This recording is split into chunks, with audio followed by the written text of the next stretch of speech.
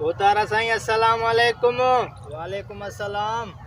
खड़े दे पुल के मोहनरा सजो डी वते तो उस में रुलतो मुंह डिठो थी पांजो थी के में थी जण को 5 किले वटू हुजे भागा।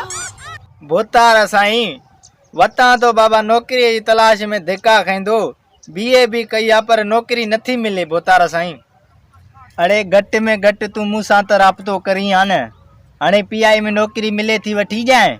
वाह साईं वाह, पीआई में नौकरी मुंहिंजी त ईद थी वई। साईं ॿुधायो त मुंहिंजी ड्यूटी कहिड़ी हूंदी।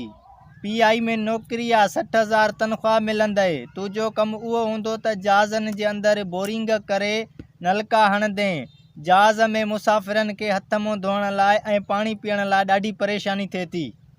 साईं जहाज़ त 1500 फुट मथे उॾामंदो आहे। नलके जे बोरिंग जे लाइ एतिरो वॾो पाइप किथां आणींदुसि। ॿी का ड्यूटी ॿुधायो बाबल साईं, महिरबानी कयो।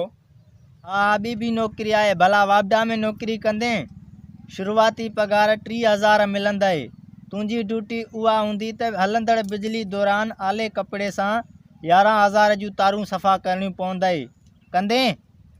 बाबल साईं मूंखे लॻे थो तव्हां मुंहिंजा बचड़ा यतीम ऐं मुंहिंजी घरवारी रनड़ करणु चाहियो था। बाबल साईं तव्हांजी नौकरी तव्हांखे पुगी असां हलियासीं। बाबल वॾेरा साईं तव्हांजी ड्यूटी को असांखे बस भली आहे। बाबल हाणे वरी कावजे थो हलो हलो हलो। हा वञा थो हाज़ुर हाज़ुर।